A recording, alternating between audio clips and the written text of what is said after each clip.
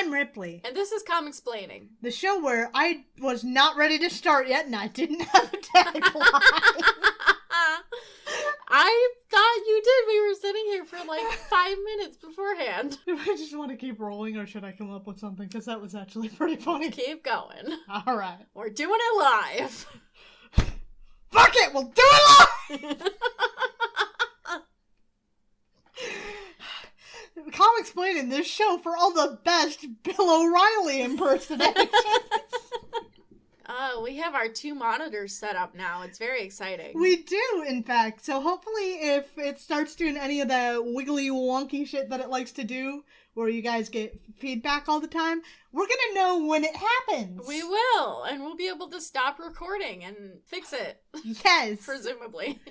Or just wait until it stops. Yeah. Either way. Well, and then re-record the section where it started doing that. Yes. That's the important thing. So that means better sound quality for you. Yeah, let's get into it because we kind of left off on a little bit of a cliffhanger last time. Thor had just lost his fight, right?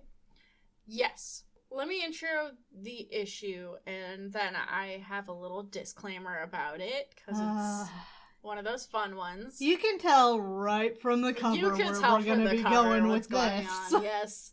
So we have Journey into Mystery number 117 from April of 1965, written by Stan Lee, penciled by Jack Kirby, inked by Vince Colletta, and lettered by Artie Simek. This issue features some very messy depictions of the Vietnam War, Vietnamese people, and also it's very anti-communist in that distinctly Red Scare kind of way. Yeah, I know what you mean. It's very not great. So, given that this issue has all of these, issues, I'm gonna... just... How dare you say that in the middle of my sip of beer? I'm evil.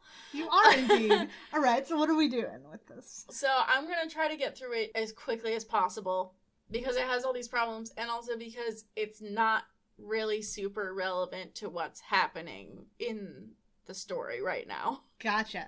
We pick up where we left off. Thor and Loki were doing the trial of the gods. Loki had just won it, basically, through a little bit of trickery.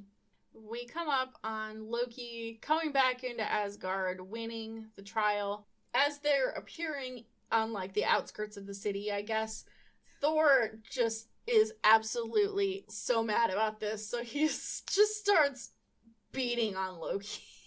You cheated! You cheated! Cheater, pumpkin eater! He accuses Loki of cheating, and Loki's like, you know it, Thor! And then Loki's like, well, you can't prove anything, because I'm gonna take this bag and use magic to throw it somewhere else.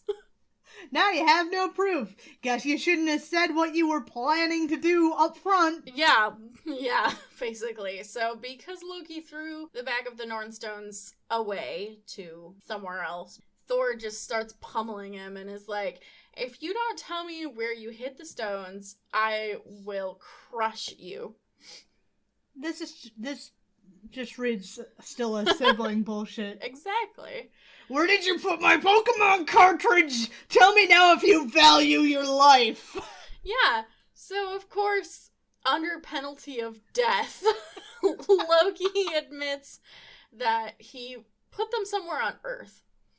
He doesn't say exactly where, but it doesn't really come up because just at that moment, the Imperial Guard of Odin shows up to collect both of them and take them to see Odin. I was wondering why they don't have a uniform and they all have different hats, but on the other hand, that seems very on par with, Odin's Imperial Guard. Motherfucker changes hats every 5 goddamn minutes. He really, really does. This hat kind of sucks. Yeah, it's really bad. Odin has a new hat, and it's not very good. Thor and Loki go before Odin, and they're kind of pleading their cases because Thor, obviously, he's very honest, he's a good boy, so he's like, he cheated! And Loki's like, nuh-uh! Loki's like, no, you're lying! And Odin's like, stop arguing, I'll decide who's lying and who isn't. Spoiler alert, it's Loki. You think that Loki would do that? That the god of lies would just lie? I know, it's fucked up. Thor implores Odin to give him 24 hours to go to Earth and find proof that Loki cheated on the trial, and Odin grants him this because Thor's the favorite, so he gets everything he wants. This seems like a biased take. Maybe I'm a little biased, but so is Odin, so I just think it needs to be pointed out. Thor goes back to Earth. Meanwhile, on Earth, I bet you forgot that the Enchantress and the Executioner were trying to abduct Jane, and Balder was there fighting them in a suit. I like that Balder is still in this suit. I don't understand, why did he bother to change? Like, literally, he changed, and then he went on the street and saw them and was like, hey, I'm gonna fight you now. And they were Fight like, on sight. And they were like, hey, it's Balder, so why? He could be in his armor right now. Anyway, he's fighting the Executioner, who, until this point, has had, like, a completely bald head with these weird, like, spiky tattoos, but now he has, like he's... Like a monk. Yeah, like he's balding or something, and he has this weird fringe around the back of his head. It's very strange. I don't know why they did this to him. If you're balding like that, just give up the fight. Yeah, give it up, dude. The ring looks worse than if you just shave it off. It truly, truly does. The moral of the story, Mr. Executioner, shave the rest of your head. Yes. So the Executioner and Balder are fighting, and the Enchantress is still holding on to Jane, but she uses a spell to throw, like, some kind of neon sign down between them to give the Executioner a little bit of extra time. I like her spell. Mm-hmm. Evil demons, hear my call. Cause that sign to quickly fall. Yeah, it's the first time we really see anyone in any of these Thor comics actually do, like, an incantation, so it's kind of cool. Yeah.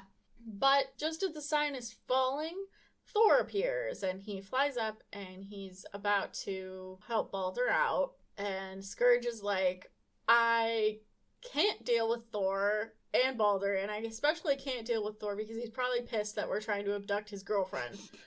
So he picks up, I guess, a chunk of the sign that the Enchantress just knocked down, and he throws it at a nearby water truck, which somehow causes it to explode in a geyser.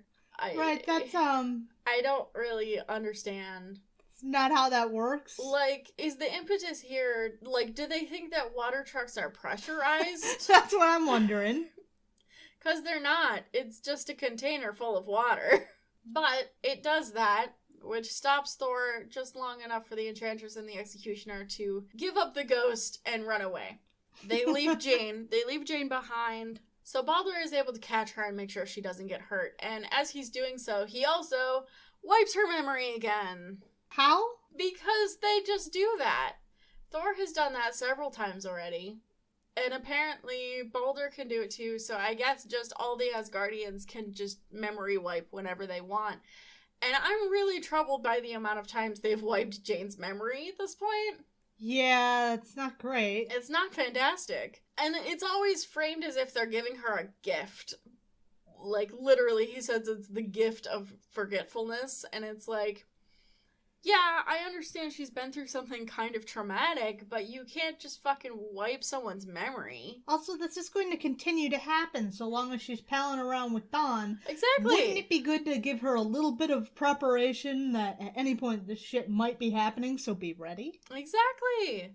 No, we're not going to do that. Thor's going to do an extreme spin. Yeah. So, Balder says that he's going to take Jane back to her place and make sure that she's safe. And Thor is like, thanks, bro. I'm gonna go find proof that my brother cheated in our game. And he makes a really weird pose as he's taking off. It's intense. He takes off into the sky, and he flies very high up, and he's able to pick up some kind of, I don't know, energy or what the fuck ever coming from the Norn Stones. It doesn't matter. He does this all the time anyway. Yeah, I'm used to the dowsing rod hammer. Yeah, so he follows it all the way to Vietnam, where he is seen by the Viet Cong, who start firing on him. And we get a little bit of insight into how Asgardians work here, because he says that his lifespan is endless under normal conditions, but he can still be slain. Yeah. So basically, the Asgardians are immortal, but they can be killed. I assume it's probably pretty difficult to kill them, but they can be killed. So. Right, they're pretty durable sorts, but... So that's the kind of immortality they have. Okay. Well, yeah? Are you okay? It's fucking fake. I know. I know. So, Thor's being fired on in the air, so he just plummets straight down into the ground. To get away from the guns and everything. And he makes a really good face as he gets tangled up in the underbrush. But now that he's on the ground soldiers start to advance on him with guns. And he's about to go attack them, but suddenly he gets hit by a mortar. And he blacks out. Probably would have killed anyone else. But he's Thor. So later, he wakes up and he's in a hut with some Vietnamese family who rescued him because they think he's a messenger from their gods, basically. They're Buddhists, I think. They think that he's there to save them from, well... the whole mess they're caught up in. Yeah, that whole situation. And Thor is definitely... he wants to do that. But he also knows that he has a limited amount of time to complete the mission that he actually came here for. So he tells himself that he's going to go find the stones, and then after he's done that, he's going to come back and help these people. Thor is going to solve the Vietnam War. Wouldn't it be nice if he did? I think he should. I think he should too. I think Thor should resolve all wars ever. Maybe not all of them, but some of them. So Thor takes off again, following the emanations that his hammer picks up. And he sees more Viet Cong in the distance, and his cape is kind of getting caught up on, like, the jungle trees. So he decides that he's gonna turn into Dawn, because that makes it easier, I guess. And his suit has less flowing cape to get caught on shit. Yeah, I think he should just take his cape off. I agree. So he thinks to himself that as Dawn, he can't follow the emanations of the stone, so he'll just turn into Thor again every couple minutes. And it's like, why are you doing this? This is so pointless. But that's what he's doing. Back on Asgard, Loki is watching all of this in his crystal ball while having a drink of mead, I would guess, from some kind of horn. And he's talking to the Norn Queen, because the Norn Queen obviously lent him her magic rocks, and she's demanding that he give them back, but he says he can't yet, because he's still using them, and he doesn't have them. Is that the same person who said, "I'm not gonna hurt Baldur, you fucking moron"? Yes. Okay, that's what I thought. She and Loki, they kind of have that villain relationship where they team up, but also they hate each other. Yeah. The Norn Queen isn't, I guess, quite as bad as Loki at this point. She has some reservations about what he does. Yeah. But he has some kind of, I don't know, influence over her. Maybe he's got dirt on her. Yeah, something like that. But when he says that he doesn't have her rocks, she just says, "All right, I'm getting out of here because I hate you." And... I mean, basically. And Loki's like, "Hey, I thought we were chatting."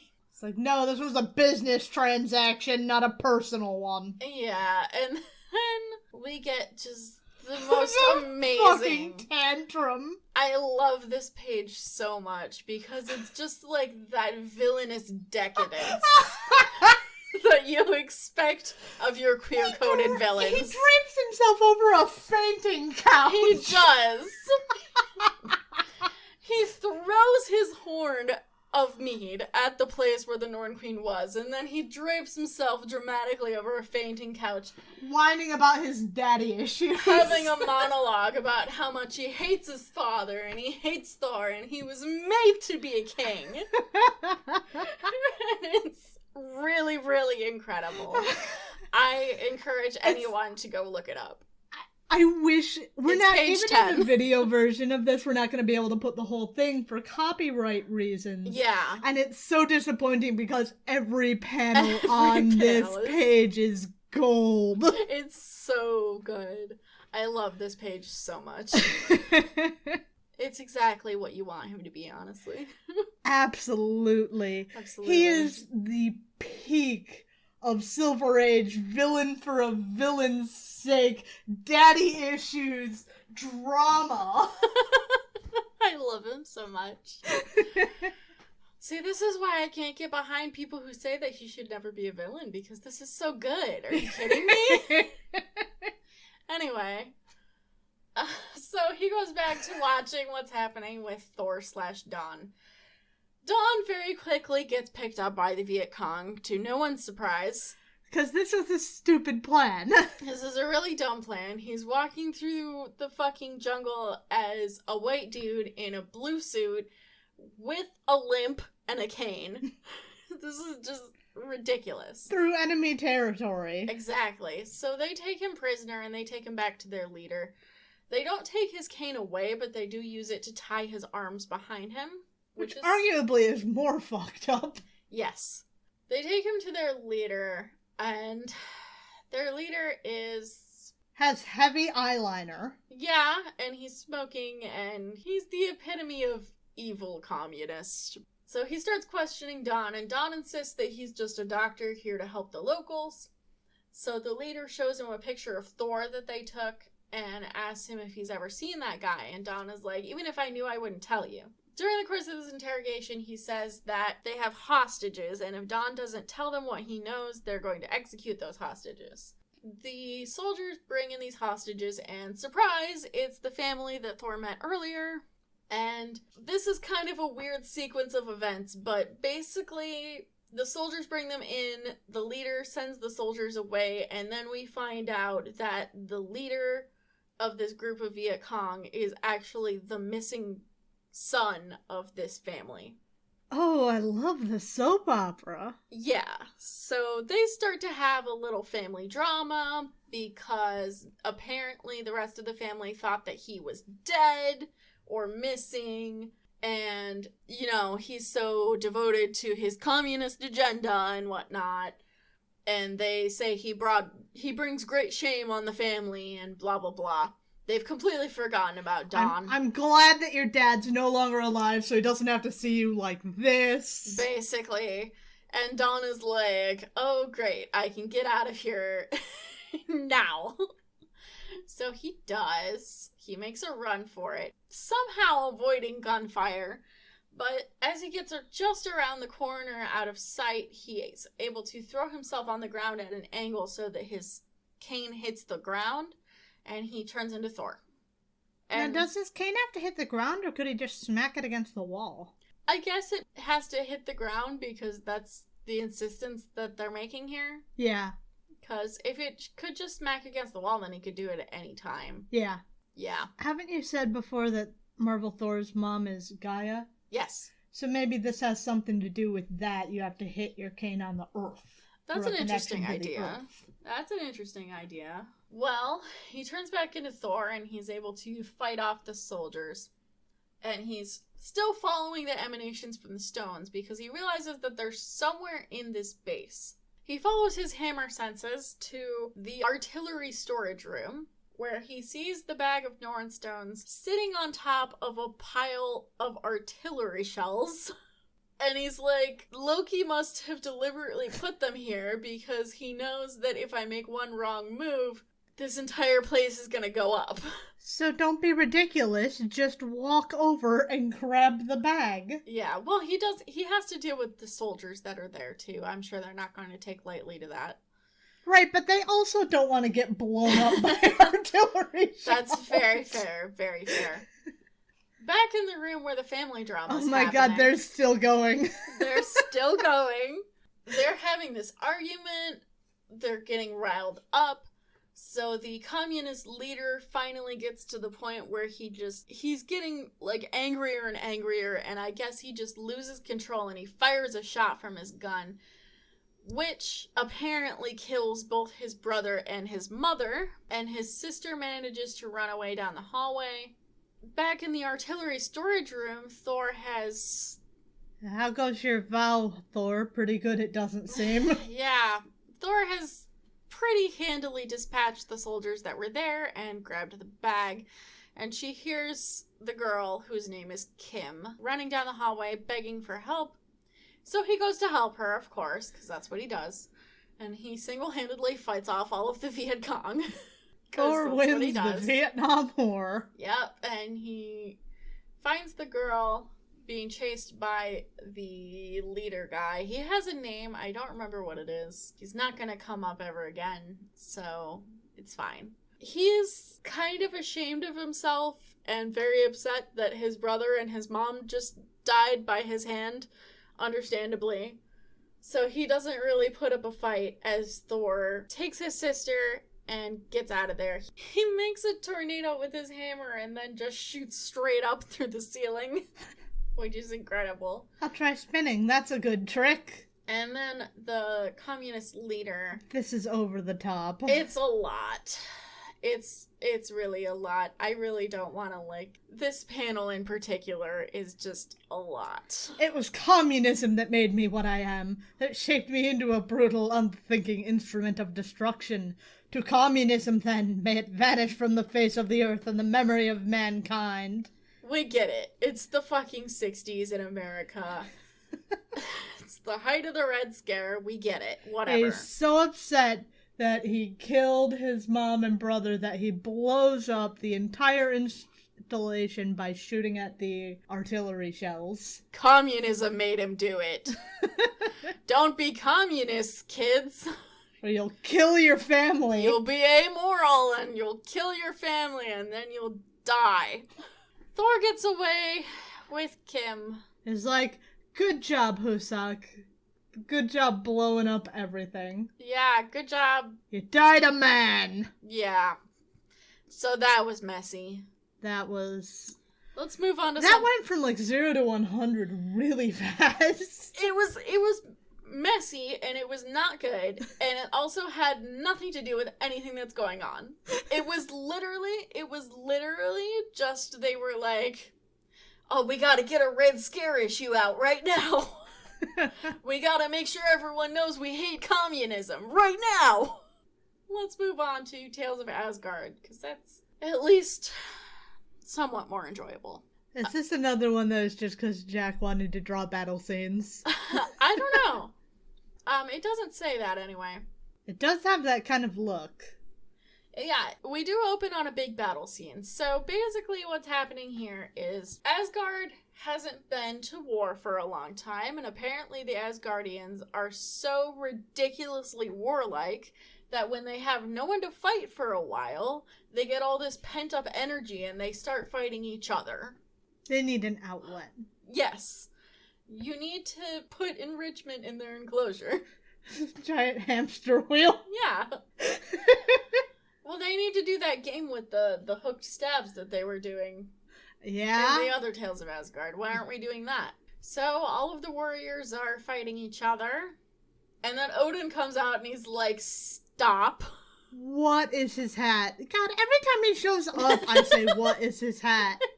It's a lot. But it's like he has a broom on top of his head. Yes, and also he has horns coming out of the side, and also the broom has like a hose attaching it to the back.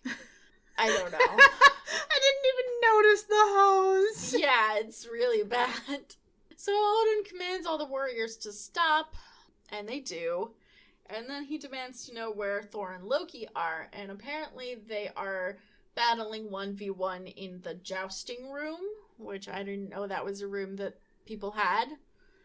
When you're rich. Yeah, so Odin goes to find them, and indeed they are fighting. They're not really jousting, though. No. So the jousting room doesn't seem to be the appropriate locale for this. No. Just go out and brawl with everyone else. Honestly. Thor is insisting that the unrest among the warriors is Loki's doing, but Loki denies this, of course. They exchange a couple blows, and then Odin's like, stop, or I'll put you both in timeout. Except it's, stop fighting, or you're dead. Yeah, so he decrees that anyone who continues fighting unnecessarily will be put to death, which is lot. It's kind of extreme. You could just put them in timeout. Someone's okay. in a bad fucking mood. Yeah, he woke up on the wrong side of the bed for sure. What? Oh yeah, Loki's like, I didn't start it, he did. And Thor's like, you're the god of lies. Yeah, And literally. you're lying. Siblings. Odin takes them both up to some kind of, like, I don't know, upper tower area where he has this giant fucking sword in a sheath that Thor says is the Oversword, or Odin's sword, of Asgard, which apparently when it's unsheathed, it will mean the end of the universe. This is a lot. Yeah, that's not in Norse mythology, by the way, in case you were wondering. So Odin grabs the handle. This thing is like, I want to say 4 or 5 times the size of him, by the way. And he's a big dude. He is a big dude. He grabs the handle and Loki's like, no, don't pull it out. We'll die. He does. He doesn't pull it out all the way, but he just pulls it out a little bit to show them that there's a crack in the blade. And Thor is startled by this, as Odin tells him that there's some kind of unseen enemy, that he needs the two of them to find out what it is and deal with it. So they've been given a quest that they have to do together as siblings. Okay, so why is Asgard numing off flying elsewhere in space? It's not. That's the Bifrost. Okay, it just goes in a swirly-doo? I guess. It does when Jack wants it to. Because it looks better, I guess. Because it looks like it's just puttering off to be elsewhere. See, my issue is that Asgard is like 50 different primary colors. I mean, everybody's dressed constantly in 50 different primary colors, so that just seems true to form. That's true. That's very true. Well, that's the end of that, so we're going to pick that up in the next issue. Alright. Oh, I know that. Yeah, you do know that. Everyone knows that. So our next issue is Journey into Mystery number 118 from May of 1965. Written by Stan Lee, penciled by Jack Kirby, inked by Vince Colletta, and lettered by Artie Simek. So we have the Destroyer here on the cover. Yeah, the Destroyer, for anyone who maybe isn't familiar with the name, is the giant robot that appeared in Thor 1. It was like a robot armor monster that could shoot lasers out of its face, and it was huge and indestructible, basically. We're gonna introduce him in this issue. Can he turn his entire self around like in the movie? Because that was cool. I think so. Okay. I don't think it ever specifically comes up, but we open with Thor rescuing Kim, whereupon he takes her to some American soldiers and just leaves her there, which is... a choice, I guess. It's not great. I mean, what are you gonna do? Leave her with... Because I'm sure her brother's buddies are not all that pleased with him and might take that out on her at this point. Yeah. No good solution here, really. I mean, yeah, there's not really a good answer to this, but it's just messy. Yep. Alright, well, let's move along. He saved the day! He did, he saved her.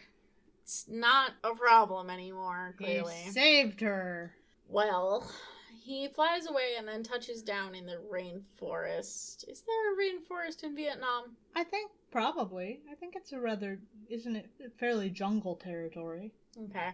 Well, he touches down in the rainforest and he starts to inspect the Norn stones because he wants to make sure that they're the real thing.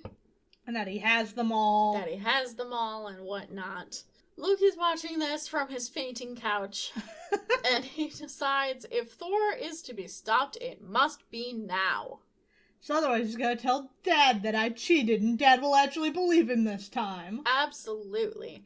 So of the utmost urgency that he not. So Loki casts about for some unwitting peon, and he finds a big game hunter in the forest with some dudes.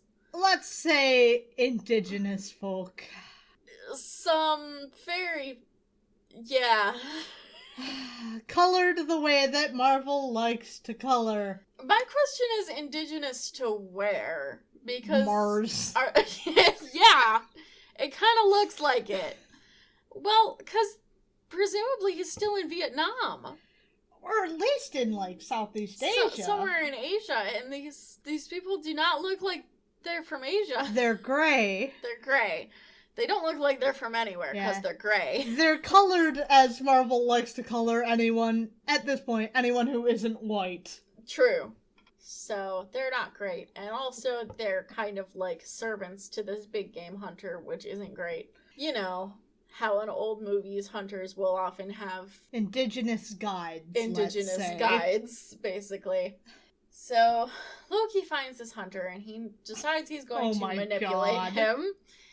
So, under Loki's subtle guidance, the hunter comes upon Thor in a clearing, and he's like, this is a great trophy! You fucking moron is gonna wake up, swing his hammer, and take your fucking head off! Much like any big game hunter, he decides, the deadliest game. A thunder god. I mean, he may be right here. Yeah. That doesn't stop him. He's at least smart enough to not try to shoot Thor with a regular gun. He shoots a canister of sleeping gas at him, which apparently does work. So he's able to take Thor captive, and he's thinking to himself, not necessarily making Thor a trophy, but more so like selling him to someone. I don't know how anyone involved in this potential transaction would be approaching this. I don't either. Because if Thor wakes up, you're fucked. He's gonna fucking decapitate you with one hammer swing of his beefy muscles. Yes, exactly. He's just gonna pop your head right off. Like a Lego. I don't know what the buyers would be thinking, what this dude is thinking. He must be pretty hard up for money. Yeah, for real. Very, very cocky. They take Thor back to their camp. I would be remiss to not mention that Thor weighs over 600 pounds. Durable construction. Yeah, so they put him on some kind of wooden stretcher and tie him down with ropes. And this hunter is apparently inspecting some kind of Viking treasures that they've uncovered in the forest. Of Vietnam. Of Vietnam, yes, which is very conspicuous. And in fact, his indigenous guides, I say in quotation marks, they note these things weren't here before. And this hunter doesn't want to hear about it. He's like, are you saying this is fake? Are you saying this appeared by magic? 'Cause they're here. 'Cause it's here and I'm touching it and it's real. He doesn't want to hear anything about it. So like, no, sir. Like, look, it stinks evil. There's something going on here. Yeah, don't like that. So well, he doesn't take well to that. No, he doesn't want to hear anything about it. So he grabs his gun and he goes off into the forest because he feels, for some reason, that the greatest treasure of all is nearby. Know when you've won, my dude. You've got a thunder god that apparently someone will pay for and a whole Indiana Jones series worth of trophies. Yeah, well, the thing is that Loki is using some subtle kind of telepathy to kind of push him in this direction. Yeah. It's not entirely him, although he is a dickbag, and it wouldn't be working this well if he wasn't. Yeah.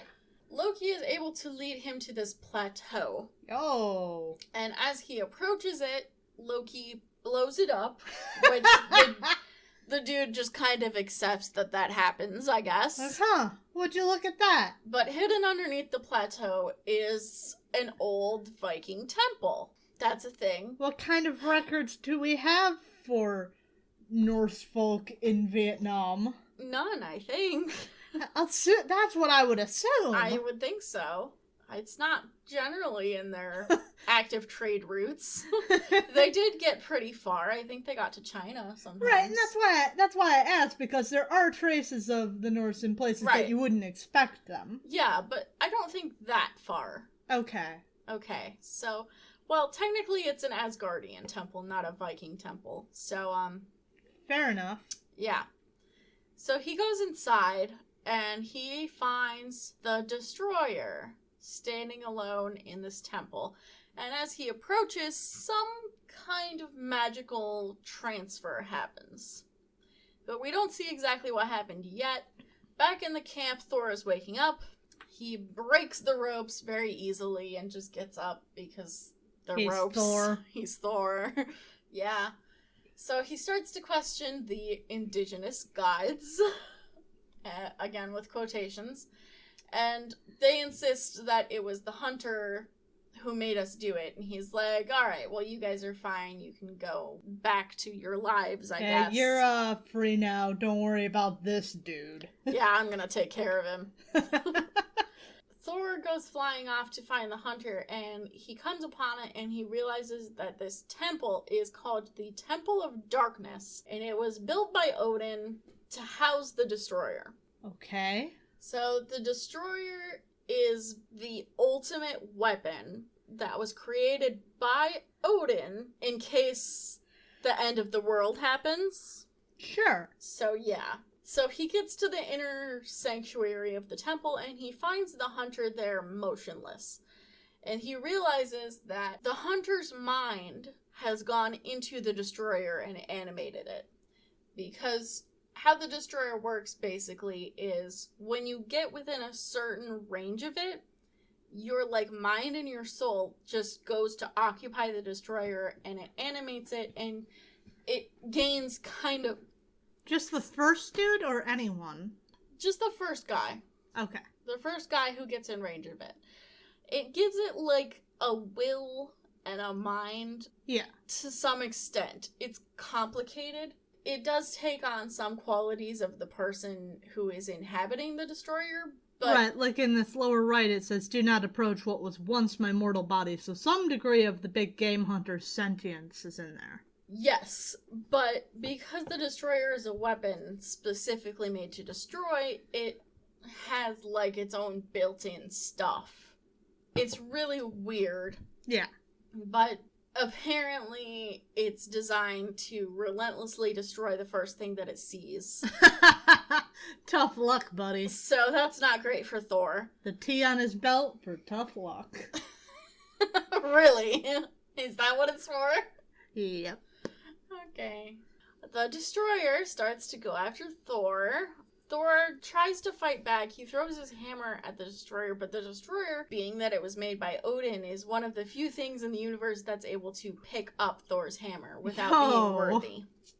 Yeah, which is definitely a sign that he's a bad dude. Yeah. They continue to fight, and back on Asgard, Loki is feeling conflicted about this. Because as he's watching, he notices the Destroyer is a lot more powerful than he thought it would be. Yeah, it's like... And it's actually possible that Thor could die. And since it's a reality that Thor could possibly die, he's kind of getting concerned about that. Right, also, Dad's gonna fucking kill me. So it's framed as... Loki's concerned that if Thor dies, obviously people are going to figure out that he did it, and then he'll be in trouble. I like to think that there's a little more going on. Right. And that's his brother. That's his brother. Absolutely. Yeah. Siblings be stupid. He even said, I only meant to stop Thor, not cause his death. Exactly. Loki talks a big game, but when it comes to actually, causing real lasting damage to Thor, he always pulls out. Coming to this realization, he immediately takes off at a sprint through the palace, and he goes to find Odin. Unfortunately, Odin... Oh my god! Odin has bunked down for the Odin sleep, and I would like to know why, because literally Thor is on a 24-hour timer to find the Nornstones. Why did he go take a fucking nap while this is happening? Also, his pajamas are intense. His pajamas are a lot. His bed is a lot. His everything is a lot. You're married and you got a bed for one? We haven't seen his wife yet. Fair enough. At this point, it does just seem that he's a single father. Kind of, yeah. Well, it's like the tiniest little fucking one-person bed, and it's shaped like a ship, so he's got the Asgardian equivalent of a race car bed. Yeah, basically, and there's no blanket on. It looks very cushy, I will say that. It does. But there's no blanket on it, and instead he's just covered from head to toe in this extremely thick and luxurious fur that's highlighter yellow. I just love the idea of an Asgardian race car bed. Yeah. Because Odin is in the Odin sleep, his private guard deny Loki entry, even though Loki is saying that if they don't do something immediately, Thor is going to die. But they don't believe him. They think he's, up to his tricks. They're like, look, you can claim imperial privilege all you want, but Dad's rule still stands, and Dad says it's nap time, don't let anyone wake me up. You know how dads are. Yep. You remember that game, Don't Wake Daddy? Yes, I do. I do. Loki starts fighting the guards, but they quickly get the better of him because there's much, much more of them than there is of him. They take him down to the dungeon and lock him up. I really like this. Yeah. So, back on Earth, Thor and the Destroyer are fighting. Thor is quickly realizing how outmatched he is, and as he realizes this, the Destroyer fires some force beams from his fingers, which Thor tries to deflect with his hammer, but they just cut straight through it. Yo. Yes. So that's very bad. Also, Thor like, I can fight with no mallet. It's like, no, you're gonna turn into Wimpy Doctor Man. You're very quick to accept this, but you're not realizing how stupid this is. Well, as long as he has it on him, he won't turn into Don. Even if it's busted? Yeah. Okay. So he tucks it into his belt, and then he realizes he's not wholly without weapons because he still has the Norn Stones. So he takes those out, and he uses the one that he saw Loki use for levitation, and he uses that to kind of dodge around and get out of the way, but then he eventually gets pulled back down as the Destroyer uses some kind of magnetic force to, shunt him onto the ground. Yeah. He uses another beam to melt the floor, and then uses yet another beam to solidify the floor, so Thor is now stuck from the waist down. Back on Asgard in the dungeon, Loki is dramatically lamenting this turn of events, that he knows that Thor could possibly die, but he can't do anything about it. Even my powers of enchantment can't melt the walls of Odin's Dungeon of No Escape. I mean, it is in the name. It is. So this place is literally called the Dungeon of No Escape. I mean, I would say it's not a great name, but I guess it is, because that's what it says on the tin. So it does seem to work. Yeah, I mean, that would be kind of a good tactic if you made a dungeon and you called it the Dungeon of No Escape. Just hearing that. To just inspire hopelessness. Yeah, just to There's no point. Every contingency that I could think of has been accounted for. Yeah, it's the Dungeon of No Escape. There's nothing I could possibly do.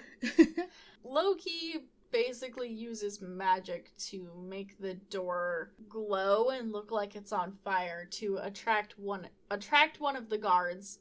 There's 2 guards on duty right now, and indeed one of them sees it and is attracted to it and gets kind of mesmerized. The other guard isn't tricked, because he knows that Loki is Loki. Yeah. It's look, he's just on some Loki shit. Don't fucking look at it. Don't even entertain this, my dude. The guard who's mesmerized goes to open the door, but the guard who was not mesmerized is able to knock him out of it. And then they go in the cell and they punch Loki and then shackle him. And Loki's like, God damn it. There's nothing I can do.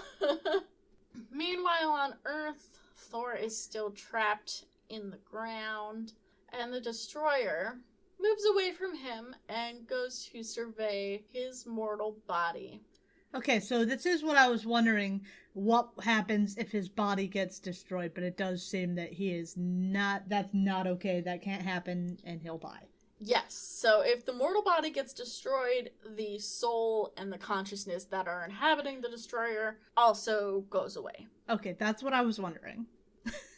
He starts blasting towards Thor, kind of like in the cartoons when you tie the hero to a log and send him towards a saw. Yeah, kind of exactly like that. He doesn't just shoot him, he slowly inches his beam towards Thor. It's also noteworthy that he's not just shooting a beam of force or anything like that. He's shooting an elemental beam that apparently when it touches Thor will transmute him into another element. Okay. And I don't understand why that needs to be a thing. Right. Stan, Just shoot him with a laser beam. Why do you have to make it so complicated, we even Stan? made the point that he can die Right. if you kill him. Right. You don't need to transmute him into fucking whatever. Turn him into helium like you did the Absorbing Man. We're hyper-focused on this turning things into helium. I don't know. Or turning things into other things, really. Stan, I mean, not you. I don't know. Let's go to the Tales of Asgard. Oh, this gentleman. He's a lot. This gentleman is... Yeah, he's something. Thor is making preparations to go on this journey to find whatever mysterious evil force is at work. What's fucking up the Odin sword? Yes. What is fucking up the sword? And before he goes to see wise Morduk, who apparently is able to make some kind of map for him. He's a cartographer of some sort. Well, he's more than that. He's like an enchanter or something. I don't know. Okay. He has maps, but he also has enchanted items. Before Thor goes on his mission, Morduk insists that he take with him an item called the Crimson Hand. And he swings open some kind of secret door to reveal this, and he takes out one of those grabby hand things that grandmas use sometimes to take it off the top shelf. Noteworthy, the Crimson Hand is not crimson. No, it's like fuchsia. Magenta. Yeah. So it's some kind of glove that he gives to Thor, and Thor is like, why do I need this? And Morduk says, when the discs on the glove's palm make contact with someone else's hand, neither you nor he can mouth any words unless they be the solemn truth. Need to get this baby in politics. Yeah, seriously. Basically, if you touch someone else's hand with this glove on, you and that person cannot tell lies. And this is going to be valuable because Thor is going on this journey with Loki. So just at that moment, Loki appears with some warrior in tow, and he says that while Thor has been doing this, he's been gathering the crew for their ship. He introduces this man called Bragi, who is going to oversee the crew of their ship. And Thor starts to introduce himself, and he reaches out his hand, and they go to shake hands, and Bragi immediately blurts out that as soon as they set sail, he will wait until Thor lowers his guard and then kill him from behind. And Thor is like, yeah, that's what I thought. So they start fighting. Well, now I'm just gonna have to kill you now. Well, he doesn't kill him. He just pummels him and sends him on his way because he's pretty thoroughly embarrassed at this point. And Thor's thinking to himself, well, someone hired him for that. And Loki's like, oh, I guess we'll never find out who bribed that guy. Who could it be? Who could it be? As they're saying this, Loki is noticing the Crimson Hand, and apparently he knows about it. God damn it, motherfucker, this fucking thing. Yeah, he's wise to these games. So, before they go, Thor says, now, allow us to clasp hands before we go off on this adventure. And Loki's like, time enough. We don't have time for that shit. No, we're not doing that. I'm gonna go see the ship right now. Thor's like, Loki's too clever for this ruse. Dang, that obvious trick didn't work. Yeah, because you know how we all clasp hands before. Like, you want to hold hands with your fucking brother before you go on a adventure. So, even if this wasn't a trick, that would be a really ridiculous thing to do. Yes. So that's that, and they're about to get on their ship and go off. Their ship has it's like a dragon horse head. For a second, I thought this was like a duck bill. I thought it was like a duck or something. Okay. So they're getting on a Viking ship. Right. Alright. Everybody's dressed in about 40,000 primary colors. Yeah, you know how Vikings do. How colors work. Oh, yeah. The more colors, the better, obviously. Yeah. Duh. More colors means more power. Alright. Let's get into our last issue for today. Okay. Journey into Mystery number 119 from June of 1965, written by Stan Lee, penciled by Jack Kirby, inked by Vince Colletta, and lettered by Artie Simek. Looks like we're in for a very eventful issue. Yeah, so we pick up where the Destroyer was about to blast Thor. But just as his beam reaches Thor... I'm sorry, who but Artie Simek could be called Artie Simek? Good point. Good point. Very good point. Sorry, I just noticed that. It's okay. As the beam reaches Thor, Thor realizes that indeed a change has happened, but not the one that he thought. He's been made intangible somehow. So he's able to climb out of the ground and then escape as the Destroyer starts to attack him again. And then, indeed, he sinks through the floor to get into the lower passageway. And as he does so, he regains his tangible form, and he doesn't really know what's going on, even though he did take advantage of it. That was very swift thinking for him, but he figures someone on Asgard must be casting some kind of magic, but he doesn't know who. For him is a very important qualification to make. Yes. He's not the sharpest crayon in the box. No, he's not. That's okay. We love him anyway. We do. Back on Asgard, the guards at Loki's cell are getting suspicious because they haven't heard anything in a few minutes. He's been quiet. That's uncharacteristic. Too quiet. Because Loki's entire thing is talking. So they open the cell and they go in there and they find Loki laying face down on the ground. And... Because of course he couldn't just lay down. This dramatic bitch had to be ridiculous about it. Yeah, of course. And one of the guards is like, he's just in a magic trance. It's fine. It's totally fine. Happens all the time. Happens all the time. And just then Loki wakes up and he says, I did it! I saved Thor! And the guards just, throw him back against the bed and then leave. And they're like, what the fuck is wrong with him? But Loki realizes this isn't the end of it. He saved Thor in the moment, but the Destroyer is still after him. So he casts out some kind of mental projection to find the Norn Queen. Because she's the only one who can help him at this point. And he's like, babes, I fucked up. I fucked up. And she's like, yeah. Yeah, you did. You did, as expected. Yeah. Meanwhile, on Earth, he's evading for now. But as the Destroyer starts to look for him, he sends out, heat beams, I guess, which start to melt the stone hallway into lava and fire and whatnot. And Thor is able to evade that, but he climbs onto this pillar, I guess. It's weird. It doesn't, connect to the floor. It's weird. It's just some weird hanging thing with convenient handholds. So he climbs to the top of that, and then...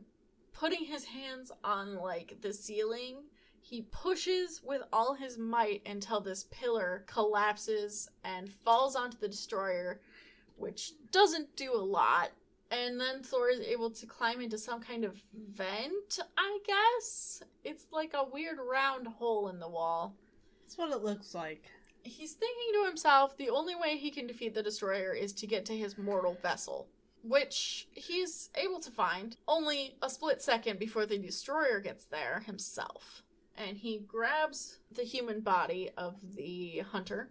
But as he does, the Destroyer starts to lower his visor. And he starts to charge up what's basically amounts to his ultimate attack. I'm firing my laser. Shut up. That's the oldest meme in existence. No, I could say all your base art belong to us. I know, it's not. I know.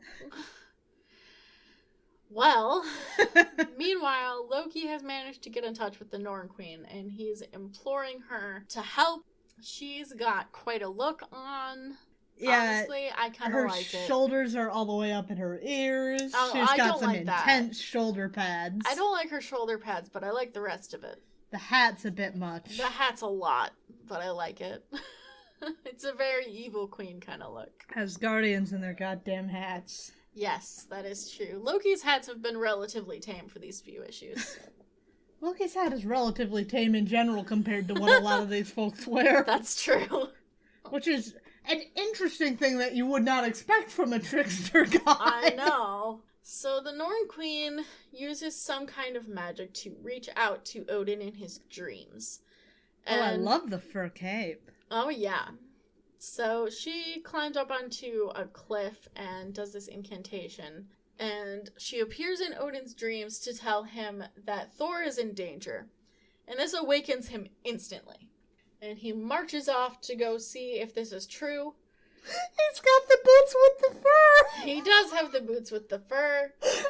The boots are the fur. He takes off his coat, his Snuggie, but he keeps the boots on. They go, like, all the way up. The whole club was looking at her. So he goes up to this giant crystal where he pulls up an image of Thor, and he sees that Thor is battling the Destroyer. And he's like, how did this happen? This is not supposed to happen. And Thor is not strong enough to deal with the Destroyer. He starts to talk to Thor, and he tells him he's going to deal with this situation. But Thor, being the himbo that he is, says, no, this is my fight. I'm going to deal with it. God damn it. You stupid bitch! Why, Thor? Just let your dad save you. God, he's literally about to kill you. Come on. Well, a second later, the Destroyer stops casting his laser beam because I guess he's more worried about destroying his mortal body than he is convinced that Thor won't let him destroy his mortal body. So his new plan, he's going to project his consciousness back into his body, and then because Thor won't hurt an unarmed mortal... What, the hunter's just gonna kill him? No, he gets away and he makes a break back to the Destroyer because he's hoping, I guess, that by getting his body closer to the Destroyer can then take possession of the body and protect it so that Thor can't get it again. Gotcha. Yeah, this is not a great plan. As evidenced by the fact that Thor just smacks the ground underneath him and causes a cave-in, basically. This temple is not built to last. No. Well, it's very, very old. Fair enough. So Thor collapses the entire place, and he picks up the hunter and starts to make an escape. And indeed, they get out just in time for the entire place to crumble. Oh, Jack had fun drawing this. Yeah, he did. You can tell. It's a full splash page, as much as you get a splash page in the Silver Age. It's this. And as they go off into the jungle, the hunter is thinking to himself, he was a fool to think that he could defeat Thor, even with the Destroyer. And Thor's like, yeah. Yeah, so don't do that again. And just sends him on his way, basically. Loki made you sip the stupid juice. Don't do it again. Don't do it again. Back on Asgard, Odin is doing his best Titanic impression. You're here, there's nothing up here. Thor sends some kind of mental message back to Odin to tell him that the battle has been won and everything is fine now. So Odin summons Loki because he realizes almost instantly that no one could have made the Destroyer thing happen except for him because he's Loki. And he's so completely pissed off and incensed about this that he says Loki is going to work as an apprentice to Ularik, his royal warlock. Loki's not happy about that. Stan boils warlock down to the same thing as a wizard or a sorcerer. How do you feel about that? Well, in Marvel, that is technically true. Okay. If we're talking about Dungeons and Dragons, for instance, they're very different. All three of those things are very different things. Okay. But in Marvel, they're kind of used interchangeably. All right. So that's what I needed to know. So Loki heads off to Ularik, the royal warlock, dejected, but thinking to himself that even in this situation, he still is going to come out on top somehow. And he also knows Thor has the Norn Stones. He's going to tell Dad I cheated and then I won't be winning anymore. I cheated, even though I've already been punished at this point, so it doesn't matter anymore. On Earth, Thor sends the hunter away, and then he inspects his damaged hammer. Basically what happened is like, one entire side of it was shorn off, like, one side of the handle. Yeah. So it's completely lopsided, and he tries to see how well it will fly, and indeed it does take off, but there's not really any steering, and he says it feels like a bird with only one wing. So as he lands, it's not very graceful, and he kind of just eats shit. And he decides that before he does anything else, he needs to repair his hammer, because... Yeah. He loves his hammer. Also, he needs to repair his hammer. Also, he needs it. Luckily, he still has the Nordstones. And he takes out the one that does levitation, which is the only one that he's used, which kind of gives me the impression that's the only one that he knows how to use. Yeah. Or that he remembers Loki using. You do kind of get that impression. Yeah, real himbo actions here. So... using that, he takes off to find a forge to fix his hammer, and after that shall be the final reckoning between him and Loki. Meanwhile, Loki himself has taken up his apprenticeship with Ularic, and the Royal Warlock is kind of bossing him around, as expected, and Loki does not like that. Very unhappy about this. Very unhappy about that, but he already has a plan to make the better of this situation. I'll show you. I'll show everyone. Yeah. So, if you thought this entire thing was gonna wrap up in this episode, you were wrong. I kind of was, but I'm not... It's not an unpleasant development. Yeah. Honestly, this series of issues is... It's really long, and a lot of things happen. It kind of jumps between different points. It's a little stupid, but it's fun. Yeah, at no point does it ever feel like it's overstayed its welcome. Yeah. So, we have 2 more issues of this, by the way. Delightful. In case you're wondering. Yeah. Let's check back in with this quest. Let's go to Tales of Asgard. We pick back up where Thor and Loki are readying their ship to go off on this quest. They're bringing along a lot of warriors and supplies and whatnot. And they also have Balder with them. Balder seems to be their main... Oh, I hate Balder's new hat. Yeah, Balder's new hat is really bad. Balder seems to be their main dude. He's like, no, don't say it. I'm not. I'm just excited. I know you're excited. So Balder seems to be their main dude. He's got like a clipboard and a checklist. And he is marking off all the supplies and the different warriors. And Thor starts to ask him, who have we got coming with us? So Balder tells him about some of the warriors that have enlisted to come on and some of the ones that have been recruited by Loki. So the first one he mentions is a familiar face, Hogun the Grim. Yay! Yep, it's Hogun. So Hogun, for anyone who does not immediately find the name familiar, is one of the Warriors 3. He was in the Thor films. He didn't do anything super eventful, but he's still part of Thor's posse. He is, yes. So Hogun in the Thor films was played by Tadanobu Asano. That should help if you're not familiar with the name. So he's coming on. Apparently he's silent, sinister, and mysterious. So that's important to note about him. Also coming on the journey is Fandral the Dashing. Yay! Who's another one of the Warriors 3. Fandral is the one who changed actors between movies. Did he? Yes. I hadn't even realized. Yeah, it's a different dude between Thor 1 and Thor 2. I think. Gotcha. Josh Dallas and then Zachary Levi. I don't know in what order specifically, but... Okay. But he's fun. He is fun. The also, swashbuckling sort. Yeah, he is. He's not very Viking-y, but he's got a certain look going on. Also going on is Crota the Duelist and Magrat the Schemer. If you don't recognize those names, it's because they've never come up before and they never will again. They're nobodies. Yep. They were apparently recruited by Loki. And then suddenly some cargo comes flying out of nowhere and crashes into them, and they realize some of the crew has started brawling nearby. I know. Some of the crew have started brawling nearby, and Thor goes off to find out what the fuck is up, because he's like, we can't be fighting already. We are going on an important quest. We haven't even left yet. And as he gets to the front of this crowd that's gathered around, like a bunch of fucking high schoolers in the lunchroom. Fight! He sees it's 1v3, but the one is a warrior who's quite a bit bigger than the other three.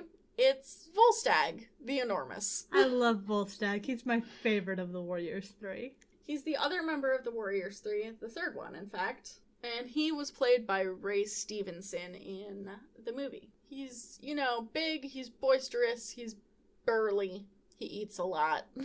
Got a million children. Loves his wife more than fucking anything in the world. Great guy. I love him so much. He's fighting these guys, and Thor swiftly puts an end to that because they need to be fighting the enemy. We got a job to do. Yeah, we got a job to do. You can't be doing this. And and Volstagg is like, yeah, of course, I understand. But of course, if you hadn't intervened, I would have crushed those guys, obviously. So, Volstagg he's older than Thor, and apparently has been serving Odin as a warrior for a very long time. And He's out of shape. He's out of shape. He kind of let himself go in the past few years, because he settled down a little bit.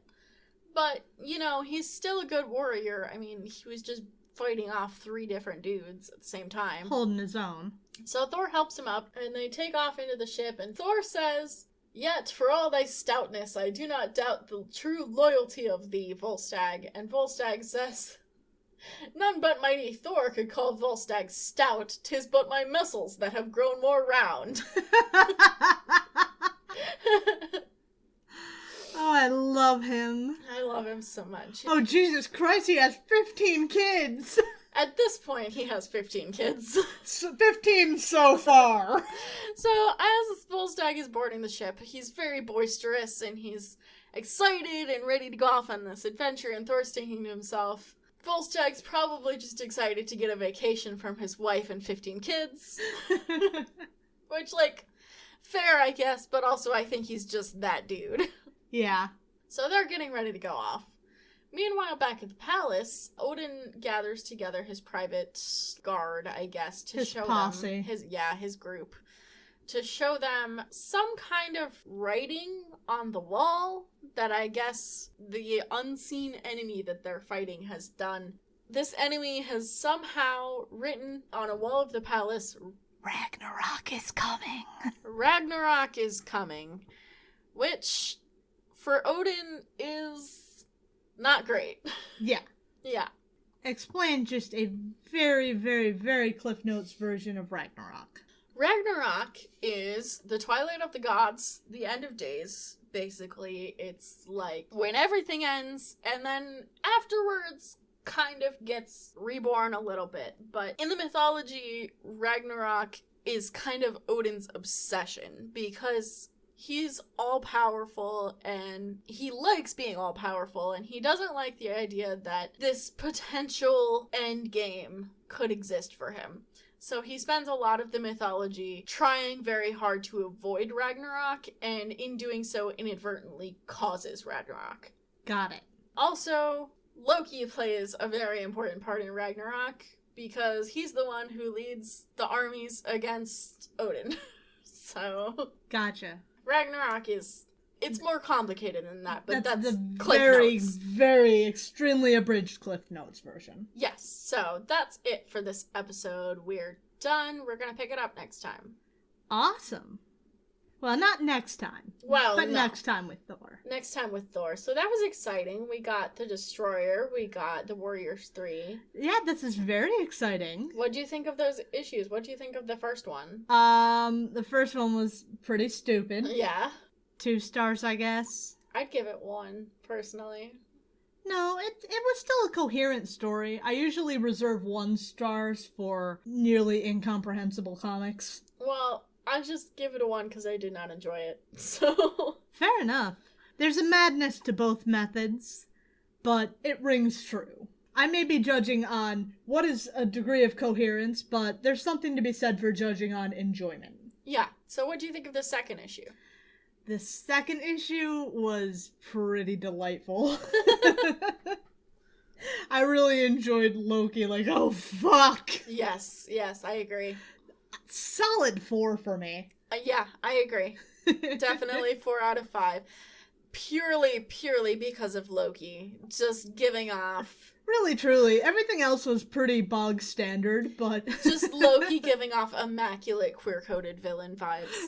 Which, we're both queer, so we're allowed to appreciate that. They won me on that fucking page where he drapes himself over the fucking fainting couch. I know.